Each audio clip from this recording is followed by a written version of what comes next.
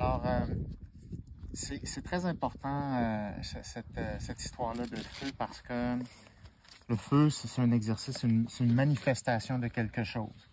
Mais si on ne comprend pas la logique à la base de ce qui génère le phénomène qu'on appelle, dans ce cas-ci, la combustion, c'est sûr qu'on va perdre de l'énergie. Donc, là, ce qui s'est passé, vous avez tenté quelque chose et vous avez investi de l'effort. OK? Vous avez investi de l'énergie, vous avez investi des choix, vous avez investi du temps. Plus le temps passe, plus la pression monte parce qu'on sait que la vie nous court après, que ce soit des éléphants ou autres. OK? Vous avez investi de l'énergie aussi. Vous avez brûlé du combustible. OK? Ça ne revient plus, ça. Lorsque c'est fini, c'est fini. C'est ça. Ça fait que même avec des indices, même avec vidéo, il y a un écart entre la théorie et l'application pratique. Il y a un monde entre les deux. Ça va toujours être comme ça. C'est facile pas réussir quelque chose et d'investir beaucoup quelque chose. Et donc, plus vous allez investir sans résultat, c'est-à-dire sans contrepartie et plus, vous allez perdre votre énergie. Puis ça va toujours être corrélé à de l'impuissance, la frustration, / de la dévalorisation. Donc, quelles sont les manifestations d'autodévalorisation? Découragement. Découragement. Le goût d'abandonner. Goût d'abandonner. L'abandon vise à soigner quoi? L'impuissance. L'impuissance. L'impuissance, ça fait très mal. C'est extrêmement douloureux. C'est très corrosif. Donc, tu vas préférer abandonner une tâche et mettre un terme à cette impuissance-là que de persévérer en augmentant ton impuissance. Donc, tu sais, tout le monde dit « Ah, faut pas que tu lâches ». Ça dépend. Ça dépend. Est-ce que tu te dévalorises au fur et à mesure que tu investis avec ton concept de persévérance? Des fois, c'est bon que tu sois découragé pour peut-être arrêter d'une dévalorisation. Puis après ça, tu te poses des bonnes questions. Puis après ça, il y a peut-être quelque chose qui va se passer. Mais la persévérance, pour la persévérance, c'est quoi la différence entre ça et l'acharnement? Je ne le sais pas. Ça semble plus de l'acharnement. C'est pas seulement, mais là, soyez pas négatif. C'est pas comme ça que ça marche. Si vous vous sentez loser, puis vous faites juste gober de la ressource, ça a du sens. Donc, en croissance personnelle, on fait comme s'il ne faut jamais se dire ces affaires-là, parce qu'il faut garder une espèce de vision de soi belle. Ça dépend de tes comportements. Si tu te comportes mal, ce n'est pas adapté qu'à une vision de toi belle et constructive ou valorisante. Tu ne crées pas de valeur. Donc, c'est ça la réalité. Puis après ça, il faut prendre des décisions. Comme là on arrête, on prend des décisions. Puis là, on va aller retourner à l'attaque, différemment.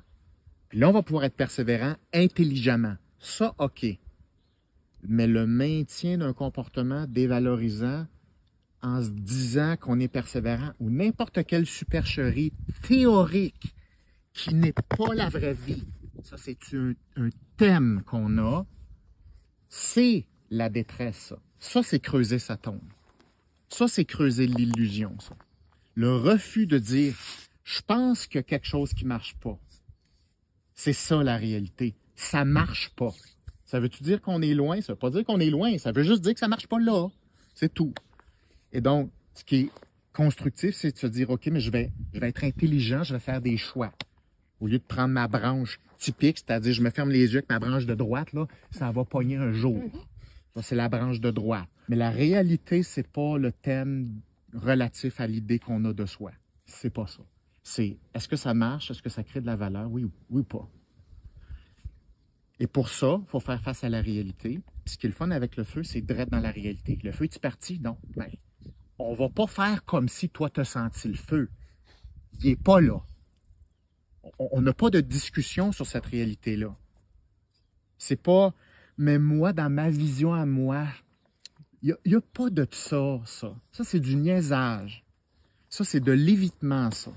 Ça, c'est de la médiocrité, c'est du déni, c'est de l'évitement. C'est contourner des règles pour protéger le petit ego narcissique. C'est tout ce que c'est.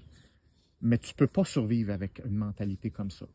À part dans le monde des humains, où est-ce que collectivement on peut niaiser tous ensemble jusqu'à ce que tranquillement le système se dévalorise, fait que tu ne le vois pas aller. Puis tu as tellement de ressources de confort que tu n'as même plus de lien entre ton propre évitement et ce qui se passe. Et si tu as le feedback, Ça, c'est le thème de la formation cette année. Tu as le feedback. Maintenant, on l'adresse, le feedback. Et là, ce qu'on sait, c'est si tu dépenses de l'énergie, tu vas te dévaloriser. Tu vas créer de l'impuissance. C'est dangereux. C'est dangereux parce que, je vous dis, tu es à risque. Il y a des dangers ici, là. L'autre, non seulement ça, mais tu brûles ton énergie. OK? Tu rushes après 1 centimètre de mouvement. Ton énergie va te brûler là-dedans.